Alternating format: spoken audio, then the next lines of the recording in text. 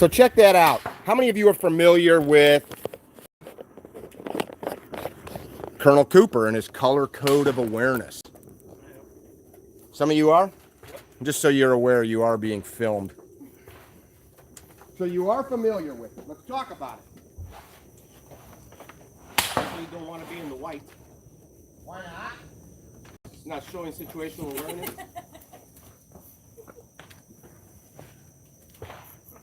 What color are you right now? In the white. What's the main issue? Why do we want to be aware? This sounds really remedial. We just had an example of it this morning. Somebody walked out as we were gunning up, right? So, check. Save my voice here. Is that better, just to have that on a little bit? Yeah or no? Yeah, that is nice, mate. Okay, so like the main premise here is you can have all the gear, you can have the skills to deploy the gear, you can have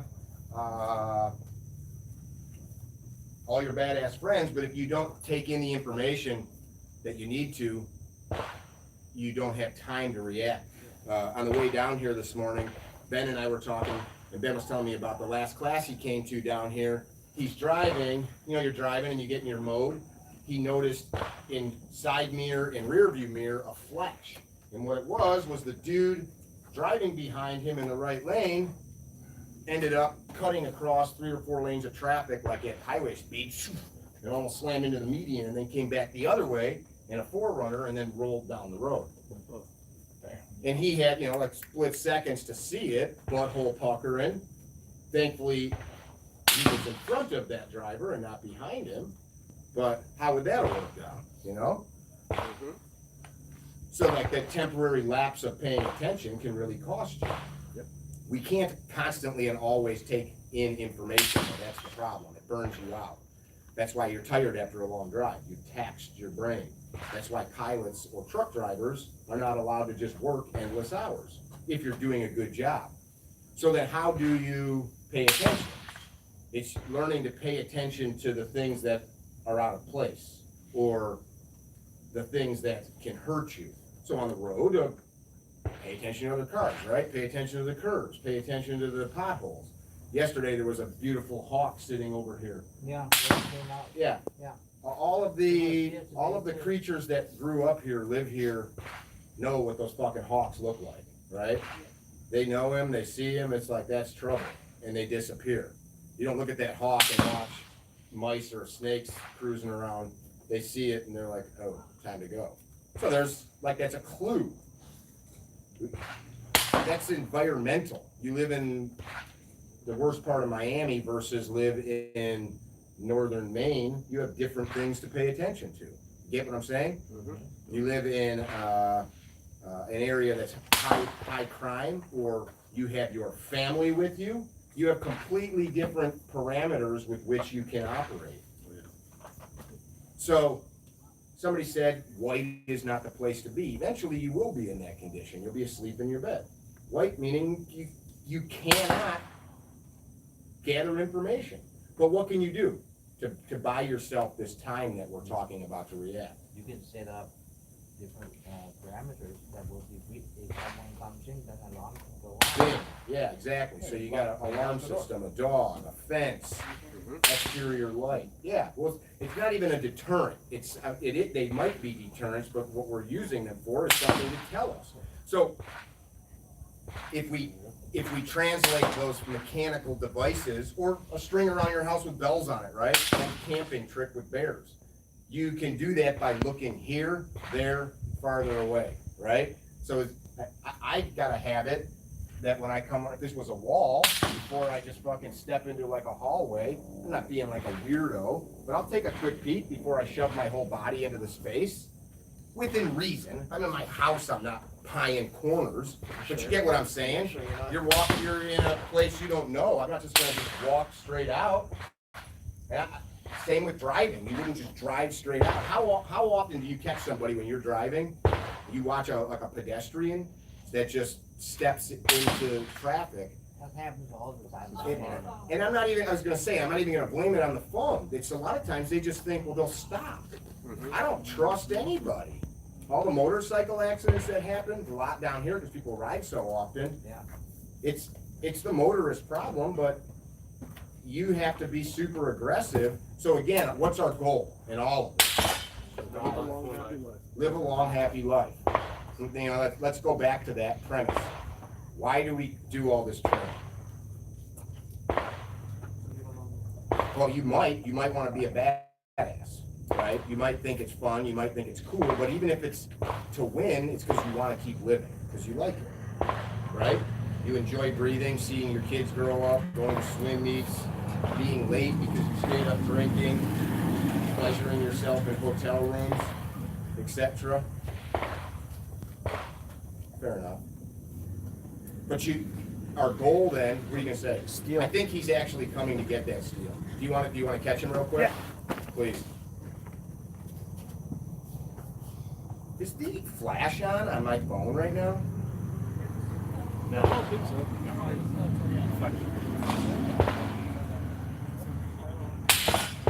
So it's illustrated so clearly. This is like a little micro ecosystem of the world.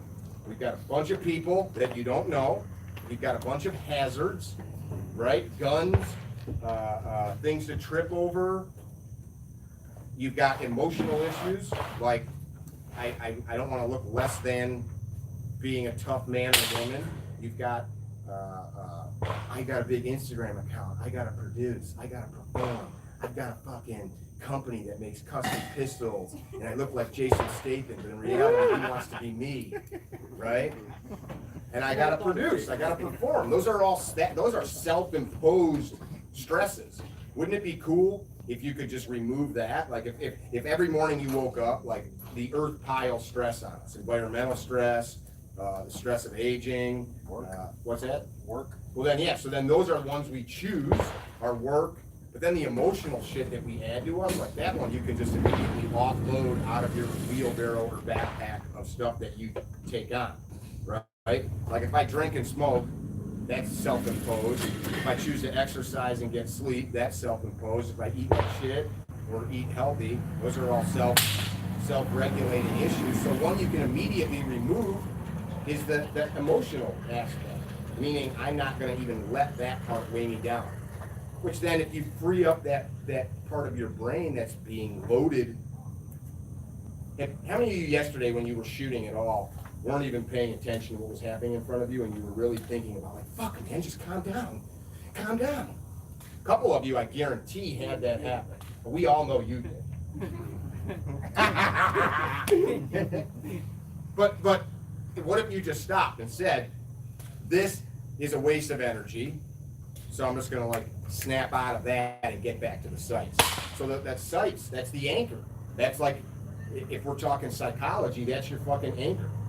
Get back on the fucking sights and do what I got to do. Do what I got to do. Do what needs doing. So this whole awareness idea, Cooper created that for young Marines. The lowest common denominator training. The problem with the training that we have in this community is that oftentimes we're proliferating training that was created for the lowest common denominator, young boys. It's not an insult to them, but none of you are young boys that are stupid. I'm not saying that they're stupid, but you get what I'm saying. You don't live at home with mommy. There's not some drill sergeant trying to teach you some concepts that you already understand. So we don't need to train to that lowest common denominator. Do you understand what I'm saying? Yep. Okay. I think it would behoove you to read through some of that. Maybe read a couple of his books. Some people loved him, some people hated him. But that stuff is spot on. Flip to the next page. The effects of stress on you. So, human stress responses and how to work with them. I used to have that say how to overcome them, and I swapped them. So who of you yesterday, by a show of hands, experienced any level of a stress response? Accelerated heart rate, accelerated breathing, yeah? Sweaty hands, diaphoresis. That's correct. So we all did. It can be really embarrassing. You know, you ever hear a man, especially when his voice cracks or trembles, and you know, like, okay, he's juiced. He's juiced. And if you're a smart man, you know, I can take him, be it like in a boardroom or on the basketball court or in a fight, because that dude's already fucking unmetered.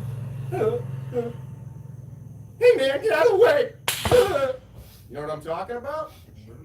So yesterday we talked a little bit about that dominating the gun.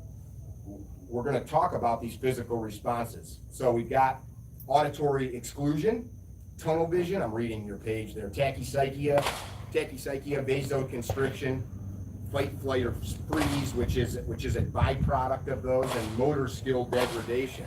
Auditory exclusion, quite literally, you may not hear somebody yelling at you, telling you, get down. You may not hear the car crash. You may not hear the gun go off.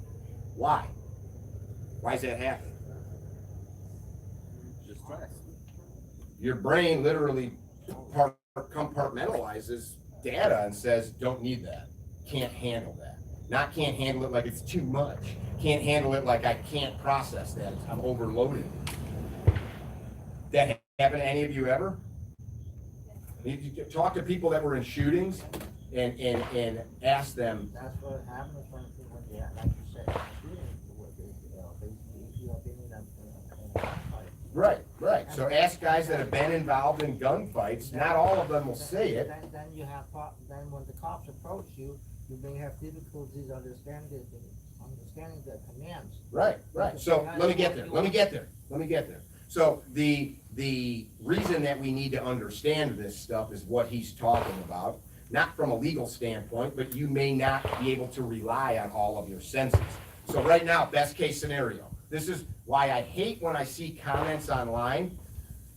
I like to pose questions. How would you have behaved in this situation with what you know watching said video? Well, I would never know until I get there. That's kind of a shitty thing. Like a pilot trains for when both engines fail. They train for when both engines fail and there's a crosswind and they got to still land. They train for when all of these bad things compound because you don't want to fucking figure out how to deal with it when it happens.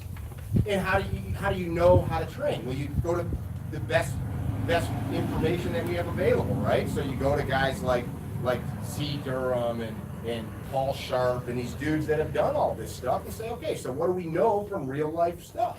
How do we train? That's what we're doing here. So why I want to go through these things is that if we immediately disconnect from them being us not being manly, and we understand that it's our body actually doing some super cool shit, and we just attach it mentally in that aspect, it takes a bunch of stress out of it. My heart's racing. Well, I don't like that. That's disconcerting. It's actually pretty cool. It's your fucking body going, fuck yeah! I bet you get juiced when you deadlift or when you bench press 500. You don't need to answer. But that's you required adrenaline to lift 500 pounds, your 150 pound self. By the way, guys, this guy right here, world class bench presser. Three titles. That's pretty cool. Yay! Anyway, that's not a bad thing. So when you start to feel that heart accelerate and your respirations go up, you realize, okay, this is wired into my DNA so that I can win, so that I can survive. Be it run fast, climb hard, or fucking fight till I win. That's so when you take away the emotional part, like I am less than, I'm sweaty, I'm shaking, and you realize this is my body spun up to fucking claw and fight. Cool, man. I tell a story about standing in front of a group of like 500 people at a political event years ago, and I completely, quick story, I'm supposed to announce a speaker at an event that I helped put the event together, so it wasn't like something I didn't know about, and 2-minute speech. You know, this is my buddy Anton, nice guy, hope you guys all like him, he's a great dude, hope you vote for him, peace out. And like 2 minutes before it was my turn to get up, I went to the bathroom to fix my hair, make sure my teeth are clean. These are all high-fluting people in our community. I look in the mirror and I feel sweat drip down. I'm like, oh, what the hell? And all of a sudden I'm like, oh, my respirations are really quick. Heart's kind of pounding. gut starts churning. Oh my God.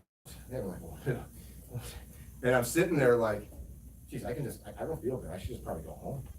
And I'm looking in the mirror and I'm like, yeah, fucking grown ass man. I can go tell them like I'm not feeling well. I don't even need to tell them for that matter. I can just text from the car.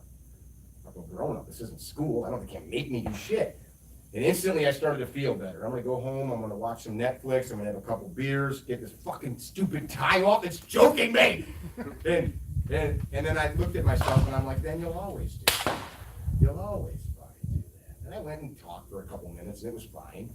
And I felt like I was like, I'd like to introduce to you the next speaker. And he's a great guy. And my name is Vicky. Somebody get me a drink. Like that's what I felt like, but I watched it later and I felt fine. But that was my body, this fucking deep dinosaur part of my brain saying, get away, it's gonna hurt you. So in this modern world we live in, we don't have T-Rex chasing us and saber-toothed tigers. We got pulpits, right? Microphones, boardrooms, angry wives. Right? We got to navigate those things. But our brain doesn't know the difference. So when you start to understand that, it takes away some of that emotional problems. The reason that we train with things like that underhand racking of the slide, we've all probably heard about motor skill degradation. Z talks about like some of their skills that they would do, having to thread a needle after doing a bunch of did you do that like in Sears school or anything like that? I don't remember. I don't think so. Just, trying to work through fine motor skilled processes. The challenge with trying to say that working like a slide stop motor is a bad thing is then so is this button, right? So's the trigger. You understand what I'm saying? Yes or no? Yes. Totally. We got to get to the point where it becomes the mechanical movements are ingrained so that when these things happen, we don't need to take any more processing power rather to work on that. One of the biggest things we can do to control that is breath. And it's not breath like, okay, you're going to center yourself and you're going to be good. A lot of people don't understand that heart rate and breath are completely tied together. So if you understand like what shock is, which is literally your body starving for oxygen, usually from sickness or blood loss or like drowning, what happens? Your heart rate spikes, your respiration goes up. If your heart rate gets really fast, the heart doesn't pump efficiently anymore because it's not filling completely. Then as your heart rate spikes, it's telling your body, I need more air because of what's happening. We breathe not because of a receptor in our brain measuring oxygen in our blood, it happens because of carbon dioxide. So as carbon dioxide levels change, that's what tells us to breathe. So as we start hyperventilating, what happens? Well, your CO2 levels go off kilter, which just causes this problem to get worse. So here's the point. If you begin to meter your breath, our heart rate's tied to our breathing. If you can meter your breath, pause, back out the nose, in through the nose. The old mouth-nose thing, box breathing's kind of old science now. If you can breathe through your nose, who's trained with or seen the training masks force you to breathe harder? You already have one of those. It's right here. It's right here. So when you breathe through your mouth, what happens is you offload way more carbon dioxide. When you offload more carbon dioxide, the heart rate goes up because your brain says CO2 levels low, need more breathing. When you breathe through your nose, you meter, there's a fine balance between the O2 and CO2 that happens in your bloodstream. And all of this directs the ability for your heart to move the blood through your body, which is ultimately oxygenates us and keeps you living. And if you're not alive, then none of it matters. So control the breath. I got a really good friend, Brian McKenzie, that's a specialist in this, world-class athlete, does ultra marathons. He did the big one in California, the 100-miler through the desert. And he does this stuff just to test his theories. Cleveland Clinic, which is like one of the premier medical clinics in the country. It's like Mayo. He just was out there working with their team of surgeons, helping them learn to remain calm in these lengthy open heart surgeries.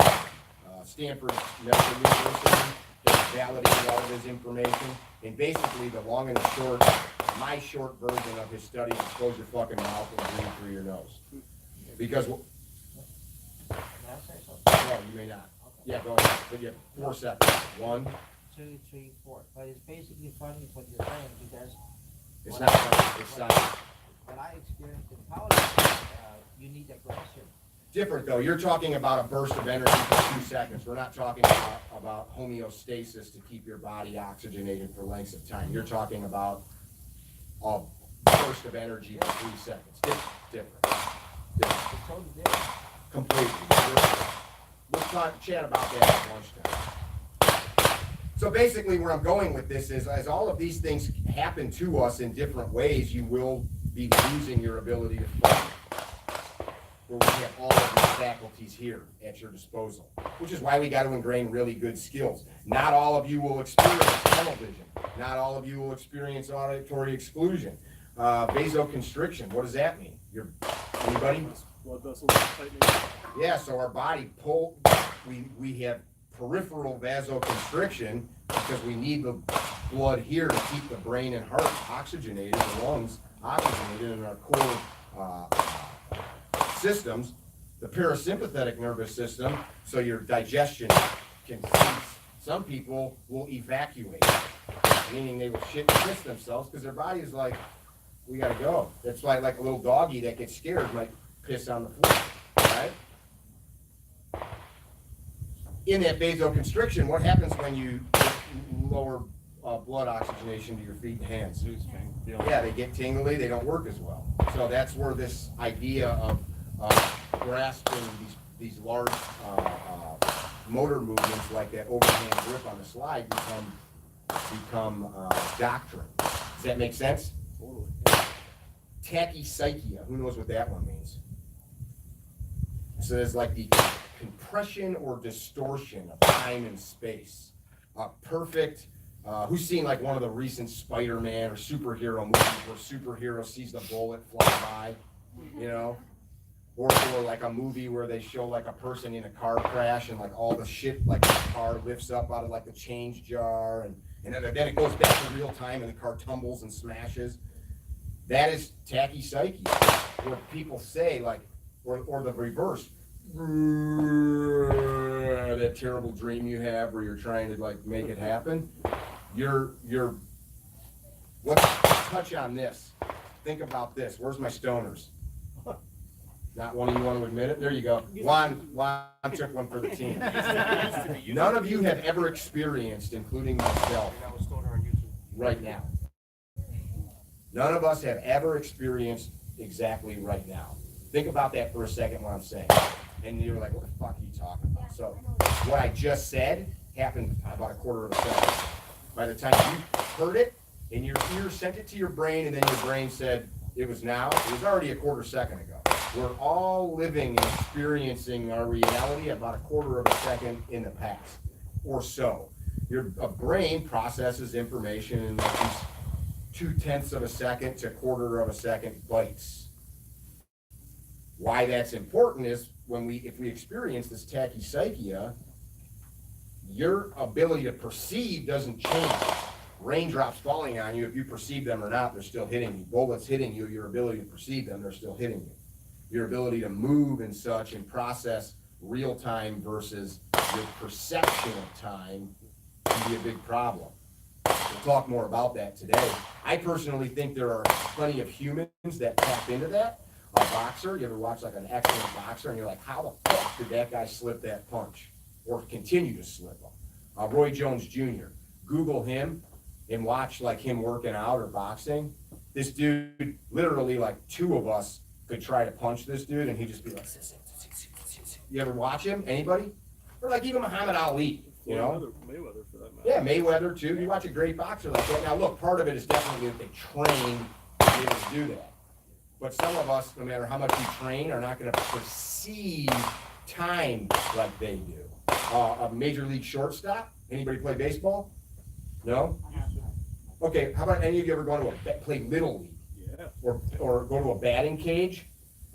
So a major league batter gets in the box. Pitcher's got the ball. Pitcher gets to about here. That come to here, that batter already has decided whether or not he's gonna fucking swing. He doesn't know that. But if you start watching super high speed, they've already initiated the swing when that ball is still in dude's hand. What the fuck? They've got less than like a tenth of a second to process. Tenth of a second.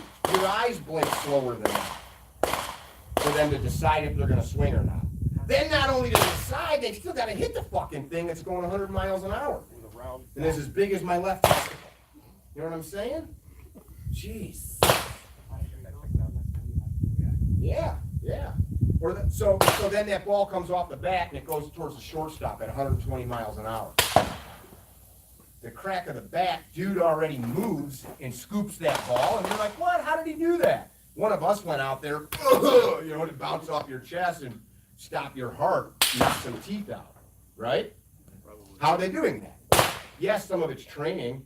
I guarantee I could shoot baseballs at you for a year at 120 miles an hour, and most of us are not wired to see those balls in second. So some people, I think, are wired to do that. All of us have done something cool, like when you drop something and caught it. You've all done it, and you're like, holy shit, man, I'm super cool. Right? You've done it. Yeah, not that fumble. I'm talking where it was just like a snatch. And you're like, you didn't even tell yourself to do it. You just like Mr. Miyagi with the chopsticks, you know? That's what that is what I'm talking about, where people can tie into that like on demand. So the reason that is important is you may perceive what is happening to be completely different. Talk to dudes involved in shootings, the whole thing was over in a blink of an eye. It seemed like it was 15 minutes long to another guy. And we can't reliably say, there are people that will say, man, there's guys that will instruct, this is gonna happen, this is gonna happen, this is gonna happen. No, maybe none of it. We've got a friend, I don't wanna say his name, but he's listed in the back of your book from the highest echelon of the U.S. military, a friend of Ben's and I, that was with the premier unit in the entire world, still there actually, and it's got some of the highest numbers of operations. I want to say he had told me the last time I talked to him, 1,040 direct action hits he went on assaulter for this unit, meaning kidding up, going to fucking kick doors down and getting a gunfight 1,040 times with that unit. That wasn't his time in service with the Green Berets and other units. And he never got shot, never got killed in all these missions. And he quit. And he's still in a prime shape. He quit because he was no longer scared. He said he quit because it literally was just like us going to the office. It was like us going to get a sandwich. Like this extremely crazy state of arousal, this caught me in gunfire and crazy stuff happening, flashbang grenades and doors getting blown open. To him was just, and it wasn't that he was tough and flippant, he had been exposed to it so many times, and he realized I'm not sharp anymore. And it's counterintuitive. You'd think, well, now he's so calm, it was without a little bit of that sharpness, I might get myself or somebody killed, you know? So none of us are going to have the time in life to go through all that. So what do? We plug in a mindset that we're going to win. We train to have these subconscious skills. It would be much better for you to learn how to draw one gun that has good ammo in it from the same holster, be able to punch it out and hit something as big as a grapefruit over and over from 20 yards an inch. Do that 100 times a week. Punch that gun out, and it would be better for you to do that than all the other bullshit that we're doing. Because you can get the gun out and hit something. You understand what I'm saying? All the other stupidity, I can fucking reload, one reload, I can move. But if you can't reliably get the gun out and hit something and have the will to do it and the mindset to do it, none of it matters. The other interesting thing is, so I just told you all these things. A career criminal, did any of you see the parallel between that guy and my friend I just told you about? Somebody that's conditioned to violence? If you grow up and are constantly involved in violence, no big deal. I know a couple guys I grew up with that gone to prison numerous times. It's no big deal. A fist fight, them, whatever. Where some of us, you know, like, I can't believe this is happening. Like, I'm really in a bar fight right now. Or to them, it was like, yeah, this is fun. I knew a dude growing up. He's been to prison at least 5 or 6 times. As a teenager, he would put on his mom's ski jacket, like one of those 80s ski jackets that had like green sleeve, pink sleeve. You know what I'm talking about, any of you? He'd put on his mom's Reeboks that had those 2 Velcro up top, remember? And he'd go to the movie theater and just walk around the parking lot smoking cigs until somebody'd be like, nice coat, dude. And he'd be like, what? And he'd peel the coat off and get in a fight. It was just like fun for him. So that's the guy that you're training to fight against, the dude that gets his old hat, right? Because the guy that's just some like bravado-driven punk in the bar, hey man, I got no beef with you, have a good evening. Your emotions are what makes you want to engage with that guy. He pushed me.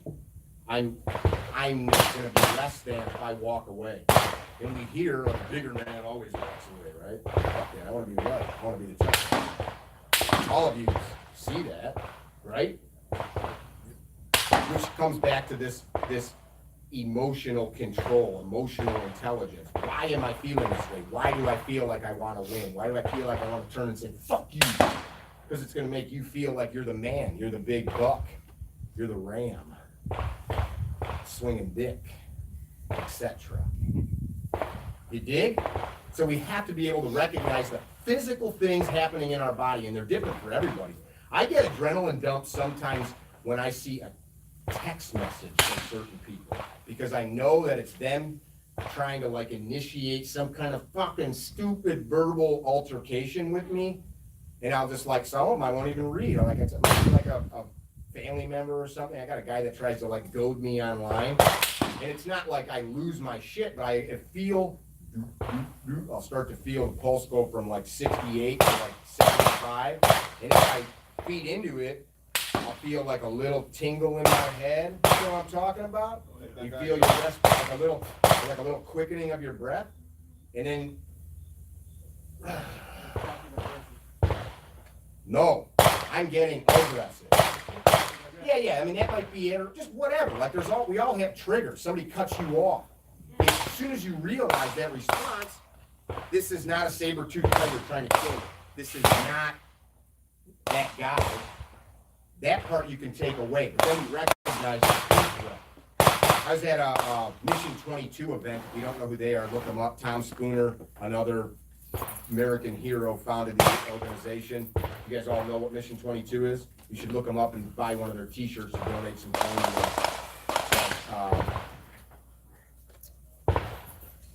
Where was I going with that? Oh, I'm at an event with these guys. These are all very high-level special operations dudes, and I brought a friend of mine that's a veteran from the Battle of Mogadishu, Black Hawk Down, that lives in our area. I brought him to the event to meet some of these guys, and one of the dudes, one of the other guys I know there walked up to us. I'm like, hey, I want to introduce you to my buddy B-Rad, and he goes, you're a meat eater? And he grabbed his hand. He saw that dude from across this ginormous room full of people, and he knew, like that dude, he saw it in the way he walked, in his eyes, and his body language. And if you see Brad, if I showed you a picture, you'd be like, yeah, whatever. But what he probably saw was something deeper, the way the dude's eyes scanned the room, the way the guy fucking moved around people. And he knew it. A predator sees a predator, so you have to learn to start seeing that stuff. Dr. William April, I told you about yesterday, he's listed in the back of that book, in that list of instructors that I suggest you follow up with. April, that is his specialty, is criminal mind. He holds classes. I could even set it up where he came down here and did one for you. You start learning about that stuff, things like pre-fight indicators. You know, guy drops his stance from here to here. I'm getting set to frickin' throw a punch. And if I'm standing in front of you and we're talking and I go like this, you better fucking back up, you know? That's what I would do. Hey man, what are you doing? If somebody starts circling you, like these are things that a lot of people don't tune into. They don't realize that hawk sitting on the fence. Yeah, I was in the airport the other day, and you guys' airport requires more movement to get out of there than any airport I've ever been in. Yeah, and I had to get my bags and then go back up to get the rental car train. And if you've ever gone to that airport, there's 3 escalators. I ran all the stairs down, and then I ran all the stairs back up again. But you go down, then up, then down, then up. Yes. And so I'm running these stairs. I've been on a plane for hours, and I'm like winded now. I get down to the bottom, there's an ATM, and there was a dude at the ATM, and I caught him. He heard my footstep. There's an ATM where I had to walk past him, and he turned and like bladed to me, and I'm like, cool, man. Like this dude totally like heard me like coming from 20 feet away and just took notice, and I purposely like took a wide step around him as I walked past him. But I noticed him noticing me, noticing him. I know that you know that I know that you know. Scroll to the next page. The basis of all of this is that your body, you are asking for your body to do a lot of cool shit in about the most stressful time. Any of you compete in anything? None of you? Competitive eating? Call of Duty? Anybody ever, as a young kid, compete in anything? Yeah? Soccer? Yeah, you too? You know, the interesting thing about competition, we say competition breeds excellence, right? So the thing that makes like the really good, isn't that they can go do it one time out of 100 and film it and put it on the internet. They can do it 100 times out of 100 and keep watching it. There's a guy named Lanny Basham. Look him up. I buy his book. It's called Winning in Mind. With Winning in Mind. Excellent book. He trains business people. He trains athletes from all walks of life.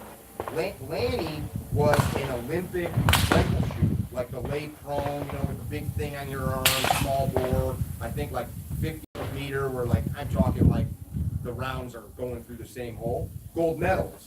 And as a young man, his training partner, who was older than him, both U.S. Olympic shooters, he beat the guy in training all the time. And on competition day in the Olympics, dude would always beat him. And he couldn't figure it out. And it like, I beat this guy. I beat him last week at our home range. I beat him training over and over. But when it came down to it, man, he couldn't meter himself. When it came down to the moment, when it came down to having to produce, when there's no like, let's go 2 out of 3. Like, this is your score. So that became his life's work with winning in mind. It's a lot of it is very mental. And people hire him from around the globe, from, like I said, businesses to golfers, to get out of their head and win. And that's what the best do. There is no trophy greater than your life. There is no trophy greater than your child's life. There is no gold medal. You know, honey, I love you, but today I fucked up. I didn't win. You get it? There's no do-over. There's no take it back. There's no any of that shit. So that's why all of this stuff is really importante, as you guys say down here. Next page. The efficacy of handgun rounds, the one that you were on, for stopping violent subjects. You see that? Yep. What do you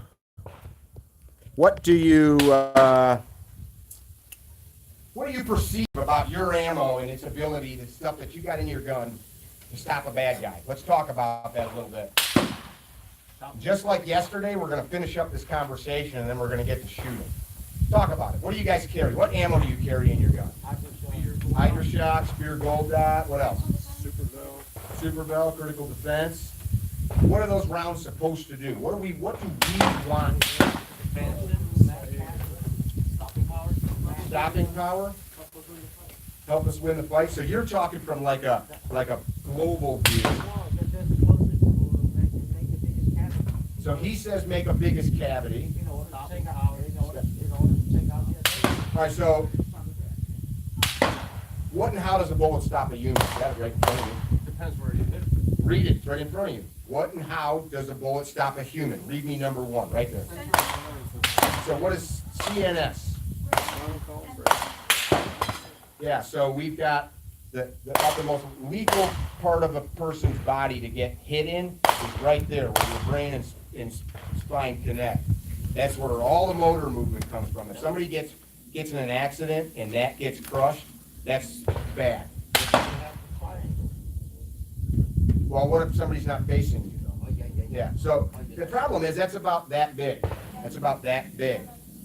So I'm moving around, I'm like Juan yesterday. Right? Hit me in that little spot. But you get ahead. That's why we're shooting that 3-inch circle. Not just because of that. Well, I'm gonna tell you a story in a minute that will go along with this. So we've got central nervous system damage. We've got, next one, structural damage. So we are a bag of meat held up by a framework made of calcium. Pretty fucking neat. Pretty fucking neat. We're a pile of steaks. It's made of a bunch of water held up by a pile of minerals. We're without that frame though, you can't stand. What movie? Man can't stand, man can't fight. Come on! Karate Kid. Oh, yeah. Mercy is for the weak. We do not train to be merciful here. Mr. LaRusso! No. So we've got long bones, right? Yeah. Femur, humerus.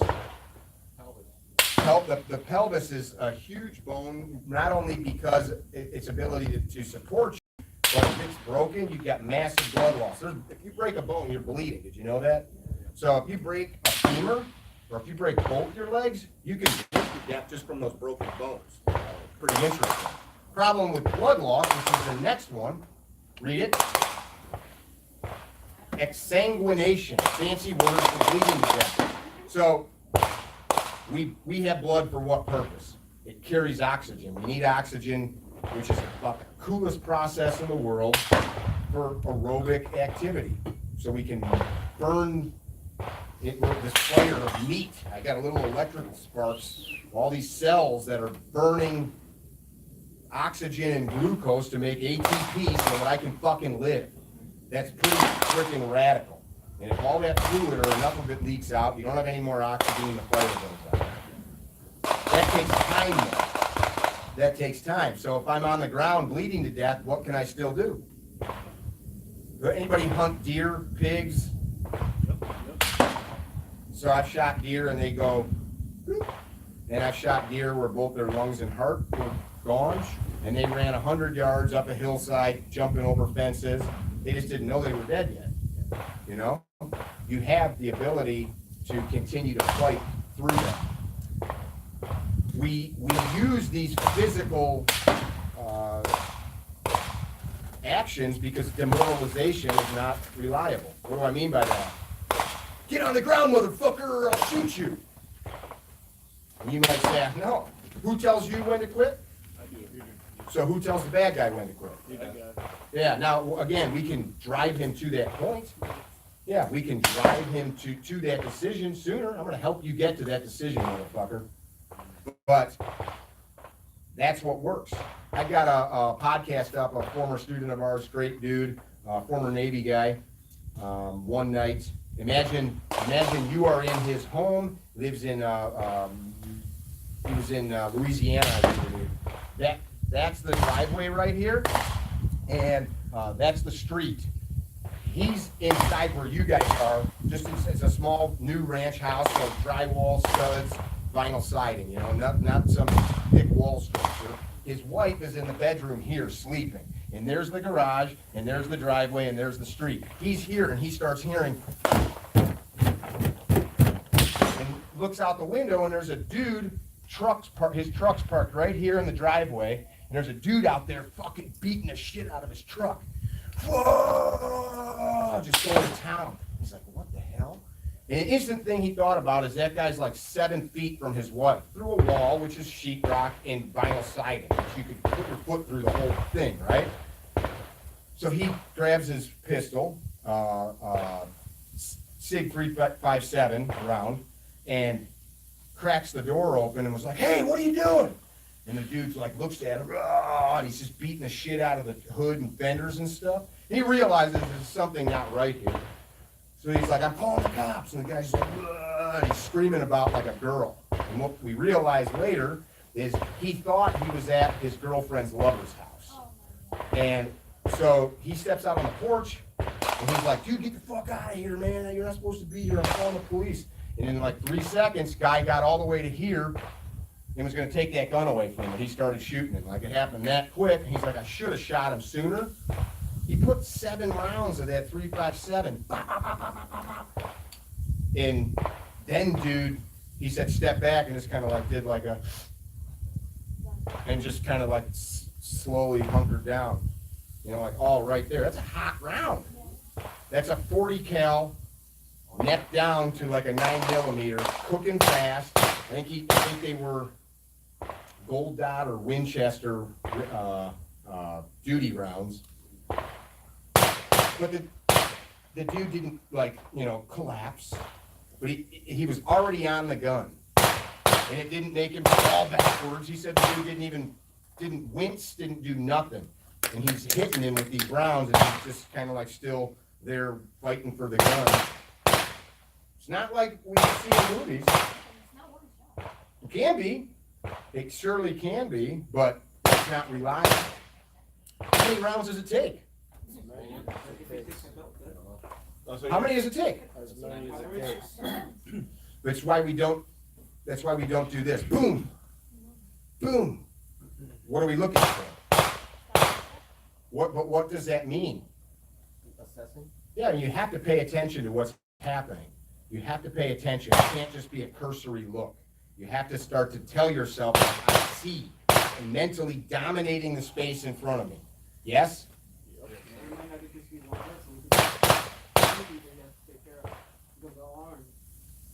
Yeah. So now you bring up the next point. High cap, low cap. So dude shot that guy 7 times. What if he had a J-frame? Yes, there's many people that have protected themselves with a 5-shot revolver. What if that was the day all he had was that J-frame? Yeah? 40% of them. You continue to apply force until there's no longer a threat, period. That's it. Hands down, no more. Scroll to the next page. Can someone continue to fight after being shot?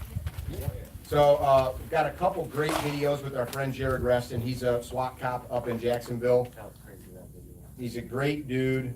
He was just down here a couple weeks ago, so if you guys ever are interested, he's in my list of guys to train with. Hook up with him and get a class. Good shooter, good instructor, great guy to have beers with. Jared was working up at the mall in Jacksonville doing like some off-duty work with his buddy, picking up shift. They were dressed like, you see cops like off-duty, khakis, polo, you know, with the little badge thing, and guns and cuffs. And they get a call that there's some shoplifters, whatever. It's a SWAT cop, and he's a good one. They go jog across the mall, he and his partner, these dudes take off. They holler and tell them, we're the cops, stop running. Ultimately, what happens is Jared gets the guy that he's chasing, grabs him, dude turns around, breaks his grip, and they end up in a fist fight. This boy was like 200 pounds, Jared's like 6'2"-ish, 240, he's a big dude.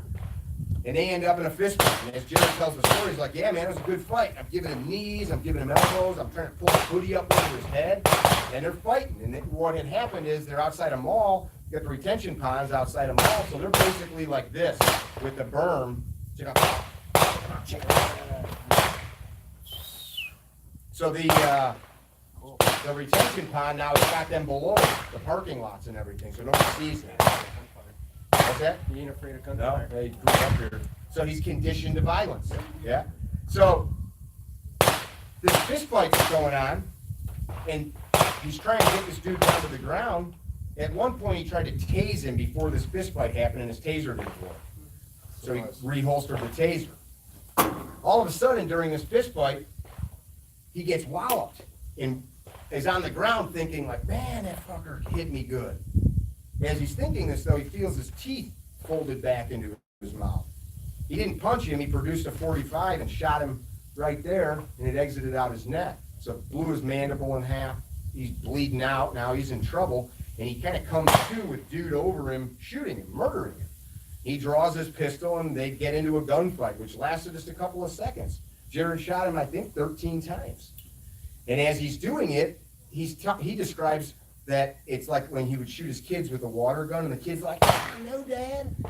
And they're having this fight running around in the grass for just a few seconds. In order to finally stop this guy, he had to reach up, and he shot the shit down. He shot in the arm, buttocks, face. He pulls the dude down on top of him, and contact shoots him in the head. There's more to the story, but And I think he was on his back the whole, the majority of that fight. yeah, he was able to kind of prop up a little bit, but it was all done from the ground. I got other friends that I think are jealous of his success in market space, and they're like, he's famous for doing this job. No, he's famous for not dying and doing this job and winning in very unreal circumstances. The story, besides everything he did in that situation, the sad part is this kid came from a good home. His mom was like a school teacher or worked for the school system. He had never been arrested. His dad was a police officer. The kid, he had never been in trouble in his life. He stole a fucking pair of jeans for $100. The gun was something that was stolen like down here in Miami area, like 15 years previous. Block 21. And that really tells you, that I kind of think about that story like this kid probably knew if he got arrested, his old man would kill him. I don't know.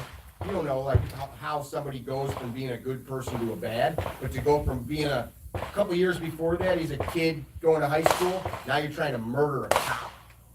That's a big jump. But Jared talks about there's a lot of cool stuff in his story that are indicative of everything we talked about.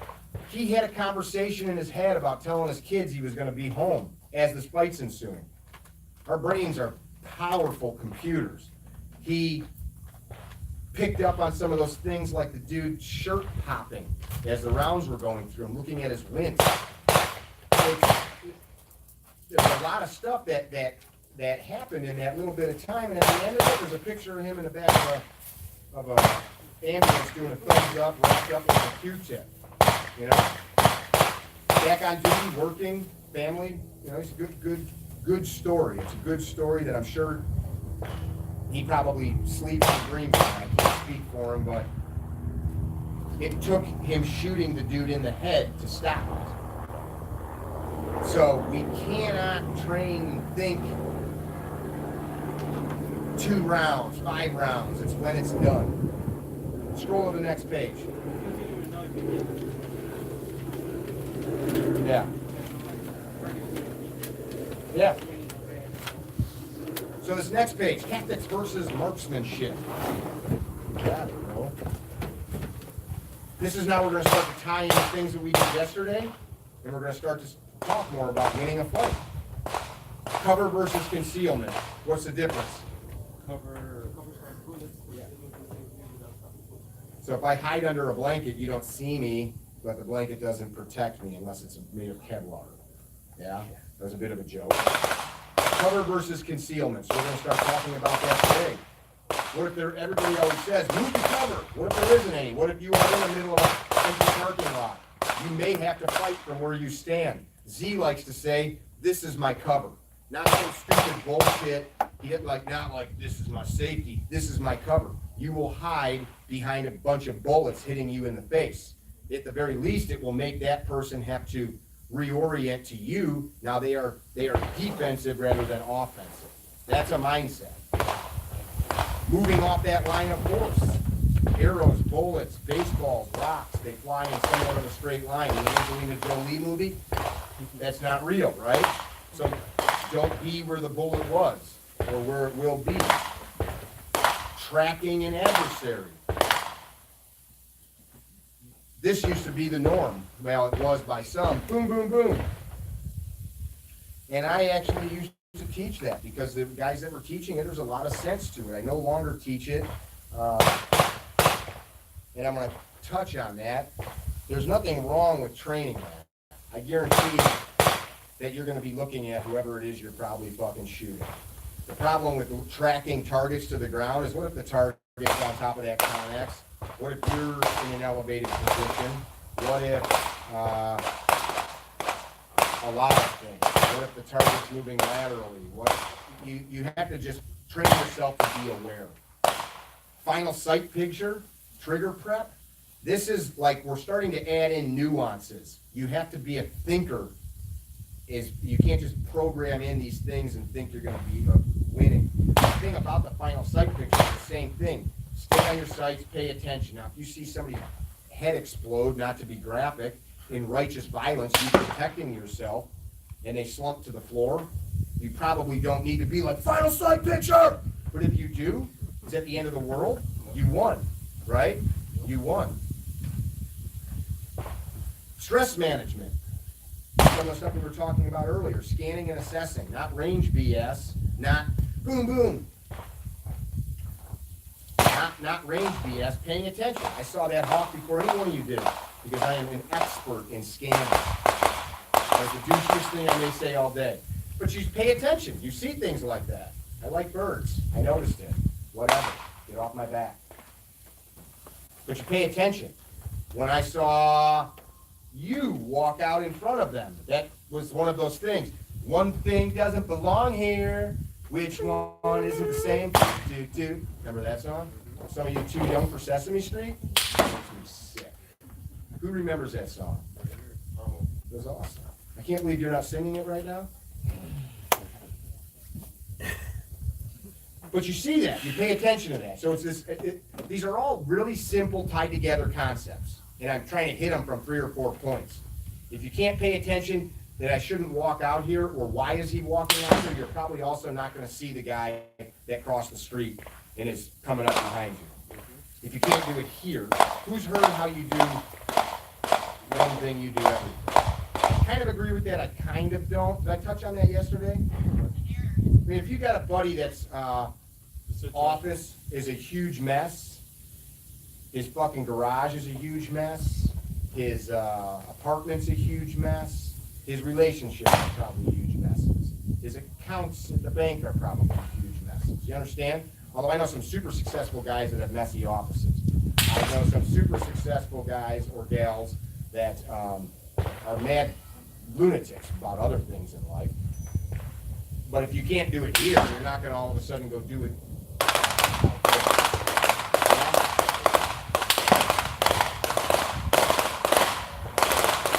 Today, as we're going through these motions, you're going to tell yourself a few things. I win. I dominate my space. I dominate my gun. I dominate my emotions. Yeah? Breathe. In through your nose, out through your nose. Meter. Now you're hyperventilating, you're going to cause your heart rate. Kind of heal. Coast Guard.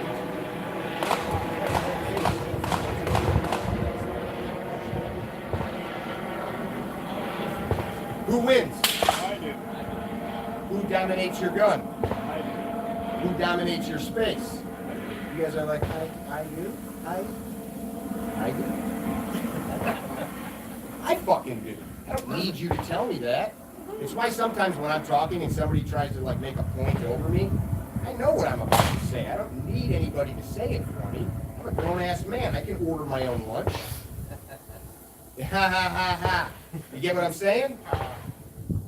Nobody's going to tell me anything in the concept of winning or losing. My buddy Al Salvini, Ben knows him well. He's a founder, creator of Colonel Blades. Al trained some of the finest war fighters the U.S. has on hand-to-hand combat and knife fighting. And Al likes to say, I go first. Talking about like going to dinner, not being polite. You don't go first because you're a lady. I don't care. I go first. And then I take seconds before you eat. And I might get 30 seconds. I go first, motherfucker. That's the mindset when it comes down to living and dying. I go first. And if I want seconds, I'll take them. And then I'll get some. And then too bad for you. Because you entered my space. So the premise is righteous use of force. So today, get out of your fucking head, see your sights. I'm here to win. I'm here to dominate. I'm here to dominate my weapon. But if you can't dominate yourself and your own emotions, you're never going to dominate a tool. Tools come and go. And then what happens as you become old and your body fades or you have some ailment? If your mind isn't there, I forgot the exact quote from the Battle of Otho. This is an old story, like Saxon times. As the body ages, the heart and mind must grow bolder. This was a warrior talking. He knew that as he faded physically, his heart and his mind had to become bolder and sharper. I just did a podcast with another JTAC like this man, Air Force Special Operations, and we had a great conversation and talked about that very thing. I just had another friend of mine do a podcast. Bryce is a former national Muay Thai champion. Badass dude, copper by me. He says, he's got a little speech about old age. I gotta look it up exactly. One of you guys, never mind, we'll look it up later. But he basically says, age and wisdom are not always a detriment. And this might not be important to some of you younger dudes, but if you don't put it in now, it's not because you're older or you're fucking salty. It's that you've learned and processed the right thing. That age and that wisdom, it's not going to go along with. Oh, that's beautiful. For those of you watching, we got a bird of prey flying past us. Another one right back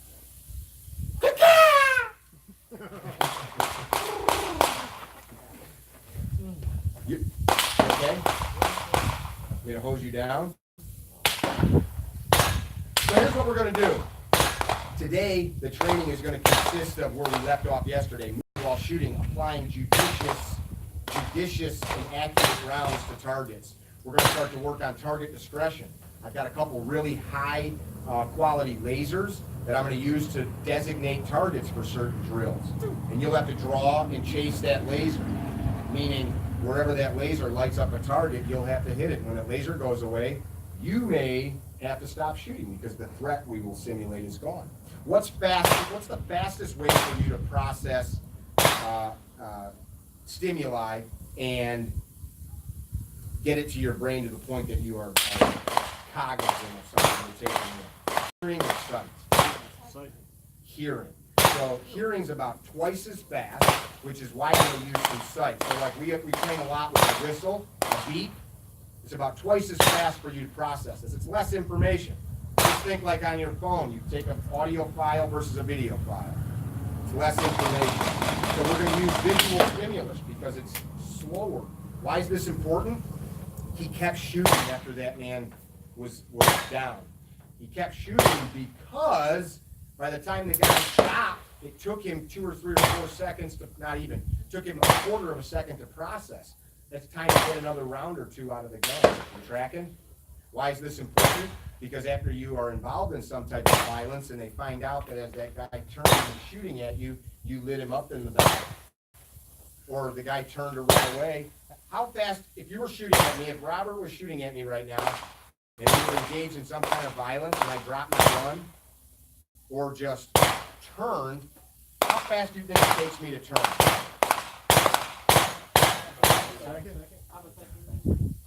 It's less than a quarter of a second to do that for an average person to expose their back. How fast can you process information? About a quarter of a second. How fast for you, once you processed information, to tell your finger or whatever to now do something? If I go like this, hold your hands up, please. I'm going to throw this to you. It took me about a quarter of a second to say, now it took him some time to react to that and tell his brain to catch. So now we're talking about partial seconds. You can shoot about every 0.2 of a second. An average, every one of us, if I grab the shot timer, will be able to fire 4 to 6 rounds in a second. If he's in the midst of a string of fire and it takes him anywhere from half a second to 3/4 of a second to process and then have that response. So it's not just seeing, now you've got to tell your finger stop shooting. If I turn in less than a quarter of a second, he can fire in that half to 3/4 of a second 2 to 3 times. That's how somebody ends up with 3 rounds in their back. He didn't try to shoot me in the back. It's just physiology. So we have to really understand that because we're not, self-defense doesn't just end at the shooting or the use of force. Yes? All right, here's what we're gonna do. We're gonna get on the range. We're gonna, you guys are gonna pick a different spot. If you were on the left, go to the right. I'm gonna put you all the way to the left now. We're gonna keep moving before we get going. Pee if you need to. We've been talking for a while. Pee, grab water. Let's be down there in 10 minutes. It's 10:10. We'll be down there at 10:20. 10:20. Guns, ears, eyes, ears. Steel's on the side, ready to. Steel's on the side. Perfect. Perfecto.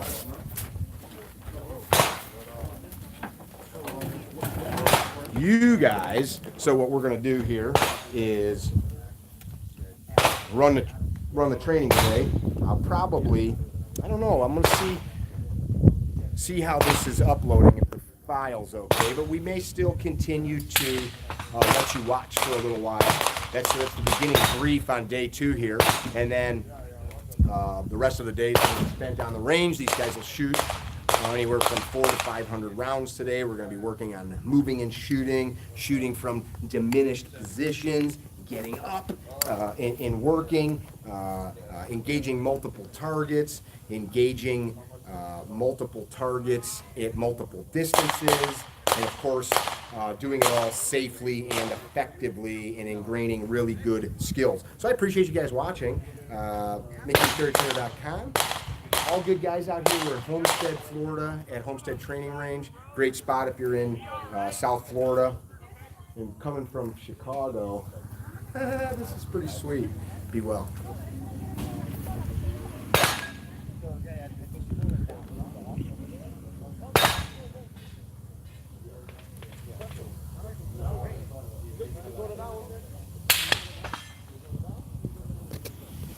Hey guys, some of you left messages here if you want to, uh-oh, who's the mess? I don't even want to read. I don't even want to read it. I don't even want to read it. I'll log back in later, guys, and give you another live stream of live stuff, okay?